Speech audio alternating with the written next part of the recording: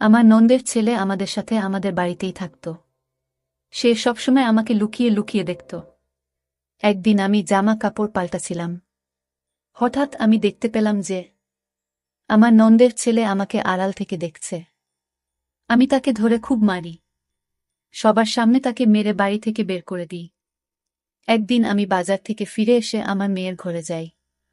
আর সেখানে গিয়ে আমি যা দেখি তা দেখে আমার হুঁশ উড়ে যায়। কারণ আমার মেয়ের সাথে ববিতা কাজ করার সময় একটু চোখ কান খোলা রাখবে। সবসময় তাড়াহুড়ো করে কাজ করো তুমি। আমার শাশুড়ির গলার আওয়াজ শুনে আমি তাড়াতাড়ি কড়াইয়ের তেলে পেঁয়াজ ঢেলে বাইরে বেরিয়ে আসি। কে জানে আমি আবার কি ভুল করে ফেলেছি। আমার বিয়ের ৮ মাস হয়ে গেছে। আর এই ৮ মাসের একদিন ও যায়নি যেদিন আমি শাশুড়ির বকা খাইনি। আমার শাশুড়ি এক হাতে ঝাড়ু নিয়ে টিনের বাক্স কাছে দাঁড়িয়েছিলেন, যেটা দেওয়ালের সাথে লাগা ছিল। টিনের বাক্সের পেছন থেকে ঝাড়ু দিয়ে জোর করে ধুলো বের করার চেষ্টা করছিলেন। এটা ওনার রোজ দিনের কাজ, ঘরের কোনায় কোনায় গিয়ে আমার কাজের খুঁত বের করা। আমার স্বামী সবুজের আসার সময় হয়ে গেছে। সে যদি এসে তার মায়ের হাতে ঝাড়ু দেখে, তাহলে আমার কপালে দুঃখ আছে। আমি এগিয়ে গিয়ে মাকে বলি, ঝাড়ুটা আমাকে দিন মা, আমি ধুলো বের করছি। শাশুড়ি মা মুখটা বেজার করে আমার হাতে ঝাড়ুটা ধরিয়ে দেন আর বলেন, যখন আমার মেয়ে ঘর পরিষ্কার করত তখন পুরো বাড়ি চকচক করত। সে শ্বশুর বাড়ি চলে যাওয়ার পর থেকে বাড়ির চমকটাই নষ্ট হয়ে গেছে। উনার কথা শুনে আমার খারাপ লাগে। আমি সারাদিন ধরে বাড়ির কাজ করতাম, কিন্তু কিছুতেই উনার মেয়ের মতন কাজ করতে পারতাম না। অনেক কষ্টে আমি কোণা থেকে না দেখতে পাওয়া ধুলো বের করে যখন রান্নাঘরে যাই, তখন দেখি সব পেঁয়াজ পুড়ে কালো হয়ে গেছে। আমি বুঝতে পারছিলাম না আমি কি করব। বাড়িতে আর পেঁয়াজ নেই।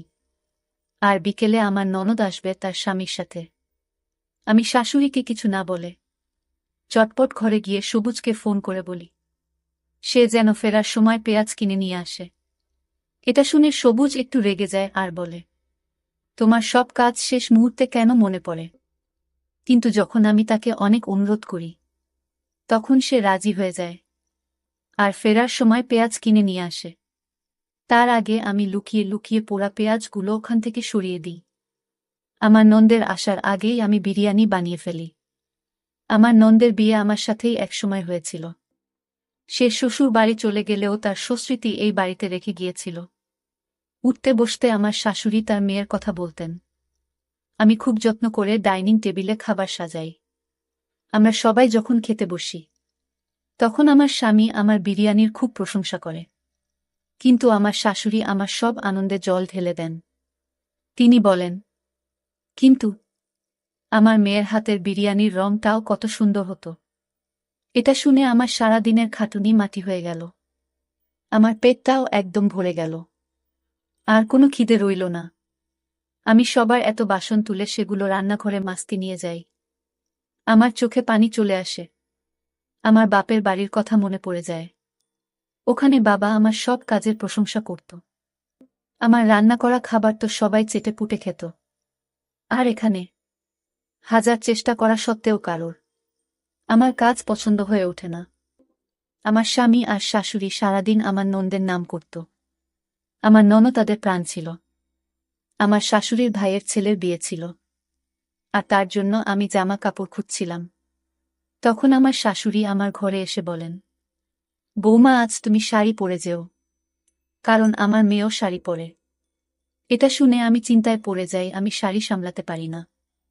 কিন্তু আমি এটা বুঝতে পারছি না যে আমার ননদ শাড়ি পরছে বলে আমাকেও কেন শাড়ি পরতে হবে। সবুজ অফিস থেকে ফিরে আমার গোমরা মুখ দেখে জিজ্ঞেস করে, কি হয়েছে তোমার? আমি বলি, মা আমাকে শাড়ি পরতে বলেছেন। আমার শাড়ি পরতে ভালো লাগে না। হাজার চেষ্টা করে পুরো শরীর ঢাকা সত্ত্বেও আমার মনে হয় যে আমার চেহারাটা পুরো ঢাকা পড়ে না। সবুজ এসে বলে, তুমি শাড়ি পইরো না, শাড়ি শুধু আমার বোনকেই মানায়। এটা শুনে আমার খুব রাগ হয়। আমি জেদ করে শাড়ি পরি আর কোনো রকমে তুলতে তুলতে বিয়ে বাড়িতে গিয়ে পৌঁছায়। ওখানে গিয়ে আমি জানতে পারি যে আমার ননদ গর্ভবতী। সে খুশি হয়ে সবাইকে এই খবরটা শোনাচ্ছিল। এটা শুনে আমিও খুশি হই। কিন্তু কিছুক্ষণ পর আমার সব আনন্দ মাটি হয়ে যায়। আমার ননদ গর্ভবতী শুনে সবাই আমাকে প্রশ্ন করতে শুরু করে যে আমি কবে গর্ভবতী হব, কারণ আমাদের একসাথে বিয়ে হয়েছিল। আমি বুঝতে পারছিলাম না সবার প্রশ্নের কি উত্তর দেব। পরের দিন আমার শাশুড়ি আমাকে ডাক্তারের কাছে নিয়ে যান। তারপর জানা যায় যে আমার কিছু সমস্যা, যার চিকিৎসা হওয়ার পরেই আমি মা হতে পারব। বাড়িতে এসে আমার শাশুড়ির সারা বাড়ি মাথায় তোলে। আমি ঘরে দরজা বন্ধ করে বসে থাকি। সবুজ আমাকে এই নিয়ে কিছু বলে না, কিন্তু সবাই আবার আমার নন্দের প্রশংসা করতে থাকে। আমার শাশুড়ি তার জন্য অনেক রকমের রান্না করতেন। আমাদের বাড়ি থেকে তার জন্য খাবার, ফল, জুস সব যেত। যেন মনে হতো যে তার শ্বশুর বাড়িতে কিছুই নেই। সে সময় সেই দিনটা আসে যেদিন আমার নন্দের একটা ফুটফুটে ছেলের জন্ম দেয়। আমার নন্দের ছেলে অনেক ছোট বয়স থেকেই আমাদের বাড়িতে থাকত। আমার নন্দের স্বামী কাজে যাওয়ার সময় তাকে আমাদের বাড়িতে দিয়ে যেত, আর ফেরার পথে তাকে নিয়ে যেত। আমার ননদ ঘর আর বাচ্চা দুটো একসাথে সামলাতে পারত না, তাই সে তার ছেলেকে আমাদের বাড়িতে পাঠিয়ে দিত। সেই ছোট বাচ্চাটাকে আমি খুব ভালোবেসে ফেলি। আমার শাশুড়ি মায়ের বয়স হয়েছিল, উনার ক্ষমতা ছিল না এত ছোট একটা বাচ্চাকে সামলানোর। তাই আমার নন্দের ছেলে সেলিমের দায়িত্ব আমার ঘাড়ে এসে পড়ে। কিছুদিন পর আবার শুভ্র আসে যে আমার ননদ আবার মা হতে চলেছে। তারপর সে সেলিমকে পুরোপুরি আমার উপর ছেড়ে দেয়। আমিও সেলিমকে নিজের সন্তানের মতন বড় করতে থাকি। আমার নিজের কোনো সন্তান ছিল না, তাই আমি সেলিমকে নিজের সন্তান ভাবতাম। আমার ননদ সেলিমকে আর বাড়ি ফিরিয়ে নিয়ে যাওয়ার কথা বলে না, আর সে বরাবরের মতন আমাদের বাড়িতেই থেকে যায়। আমার সেলিমের প্রতি ভালোবাসা দেখে স্রষ্টার আমার উপর কৃত হয়। সেলিমের যখন 4 বছর বয়স তখন আমার একটা মেয়ে হয়। আমার মেয়ে হওয়ার পরেও আমি সেলিমকে নিজের কাছে রাখি আর দুটো বাচ্চাকেই একসাথে বড় করি। আমার নন্দের একের পর এক করে মোট 5টা বাচ্চা হয়, তাই তার সেলিমকে নিয়ে আর কোনো চিন্তা ছিল না। আমার শাশুড়ি সেলিমকে ছাড়া এক মুহূর্ত থাকতে পারতেন না, তাই সে আমাদের বাড়িতেই বড় হয়। দেখতে দেখতে অনেকগুলো বছর কেটে যায়।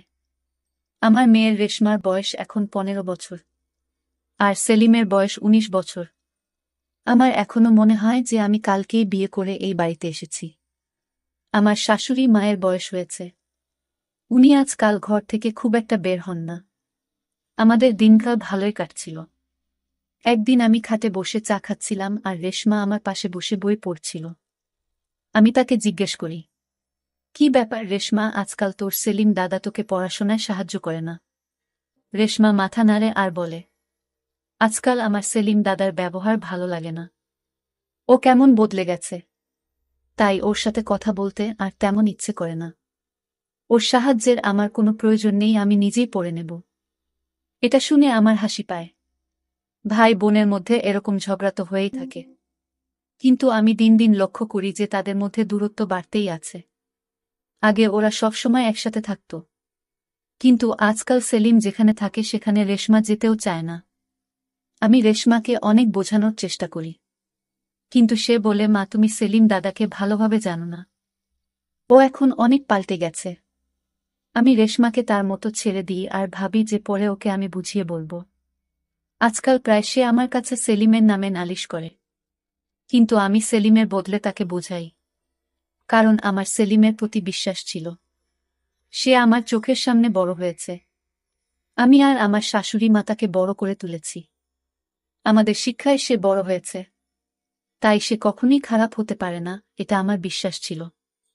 কিন্তু এই কয়েকদিন আমিও সেলিমের মধ্যে একটা পার্থক্য লক্ষ্য করছি। ওর সারাদিন আমার উপর নজর রাখত।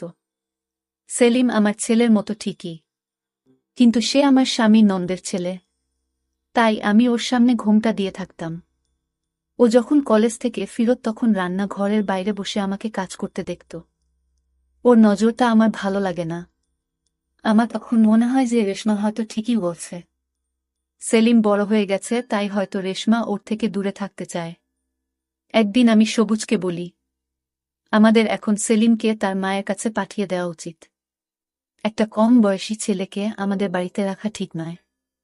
এটা শুনে সবুজ অবাক হয়ে যায় আর বলে, হঠাৎ তোমার মাথায় এমন একটা খেয়াল এলো কেন? সেলিম তো ছোটবেলা থেকেই এখানেই বড় হয়েছে। আমার বোন তো ওর দিকে ফিরেও তাকায়নি। তাহলে এখন আমি তাকে আমার বোনের কাছে কেন ফেরত পাঠাবো? তুমি কি ভুলে গেছ যখন রেশমা হয়নি তখন সেলিম আমাদের একমাত্র সন্তান ছিল? তার তো কথা শুনে আমি চুপ হয়ে যাই। এই কথাটা একদম সঠিক যে আমার মেয়ে হওয়ার আগে পর্যন্ত আমি সেলিমকে কোলে নিয়ে নিজের মা হওয়ার শখ মেটাতাম।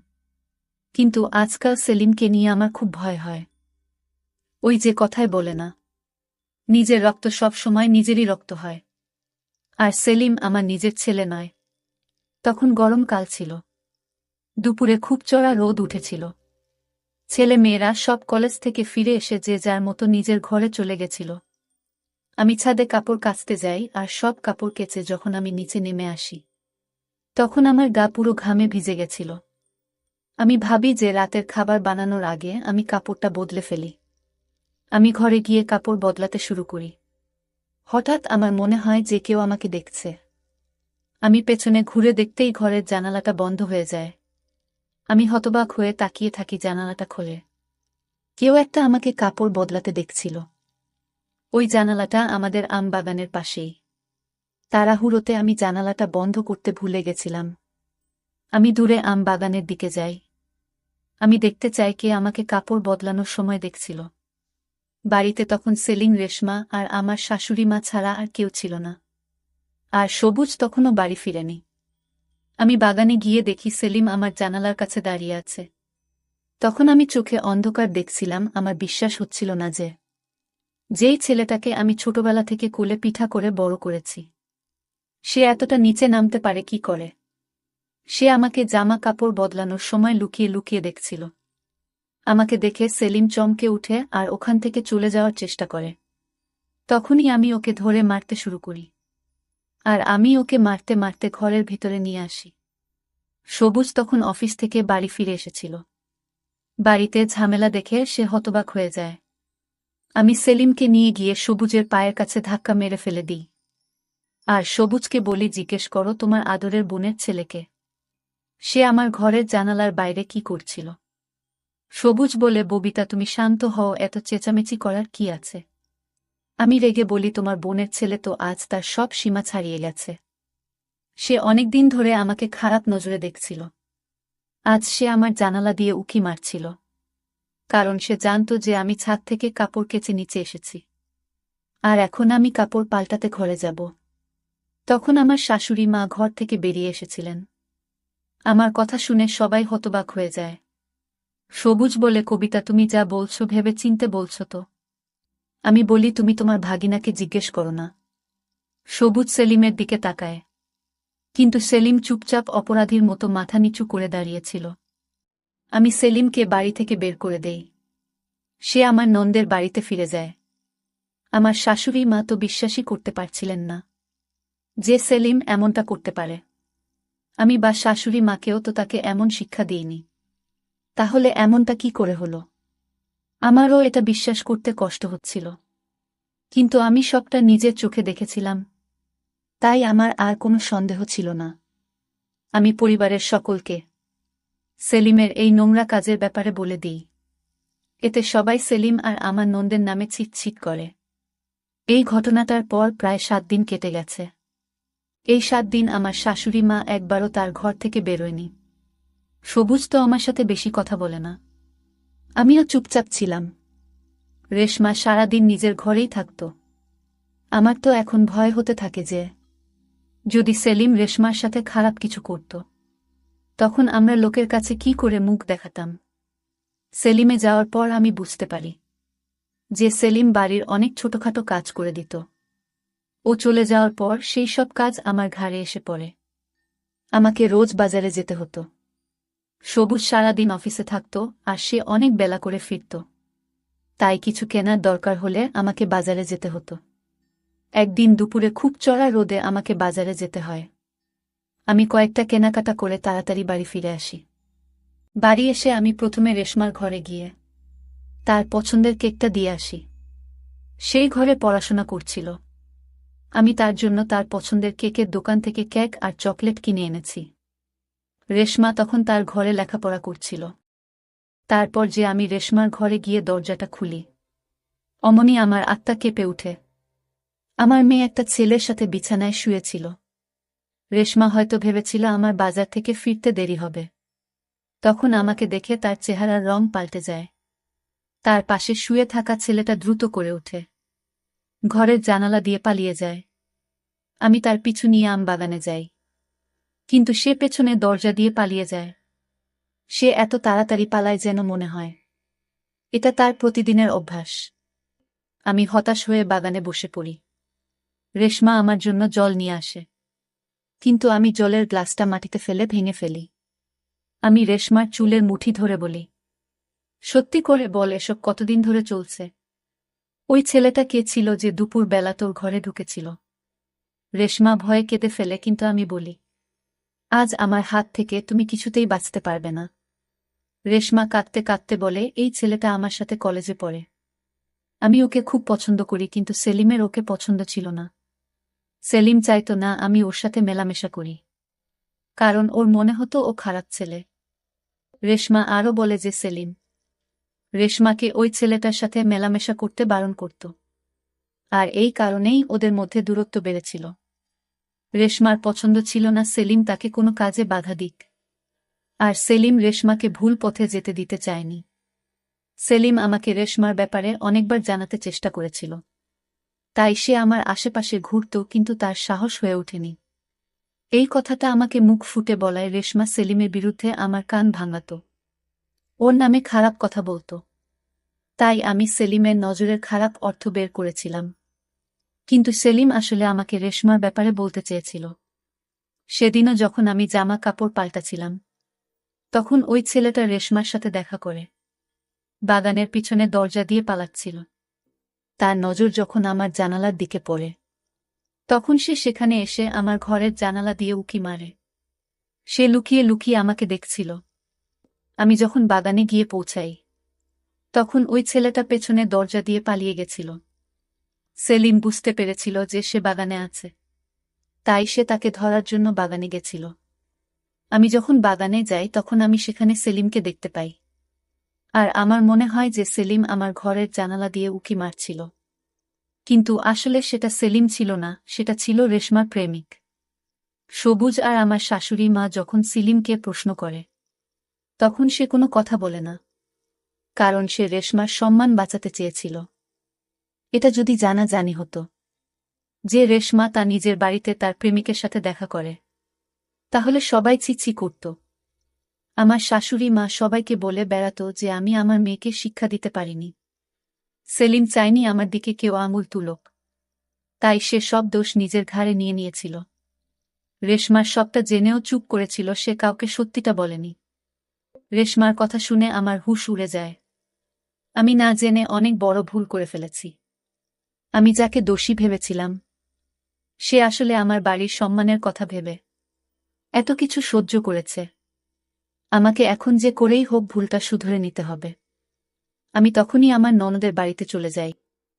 সেখানে গিয়ে সেলিমের কাছে হাত জোড় করে ক্ষমা চাই। সেলিম আমাকে জড়িয়ে ধরে বলে, মামি, তোমার ক্ষমা চাওয়ার কোনো প্রয়োজন নেই। আমি তোমাকে খুব ভালোবাসি। তোমার জন্য আমি সবকিছু করতে পারি। আজ সেলিম প্রমাণ করে দিল যে ভালোবাসার সম্পর্ক রক্তের সম্পর্কের থেকে অনেক বড় হয়। আমি বাড়ি ফিরে সবুজ আর আমার শাশুড়ি মাকে সবটা খুলে বলি। আমি সেলিমের সাথে অন্যায় করেছি, তাই তারা আমাকে যে শাস্তি দেবে আমি মাথা পেতে নেব। কিন্তু সবাই আমাকে ক্ষমা করে দেয়। এখন আমাকে আর সবুজকে রেশমার ভুল পথে যাওয়া থেকে আটকাতে হবে, নইলে হয়তো সামনে অপমান আর বড় কোনো বিপদের আশঙ্কা হতে পারে। তো বন্ধুরা, আজকে এই পর্যন্তই। গল্পটি ভালো লাগলে লাইক, কমেন্ট, সাবস্ক্রাইব করে সাথেই থাকুন।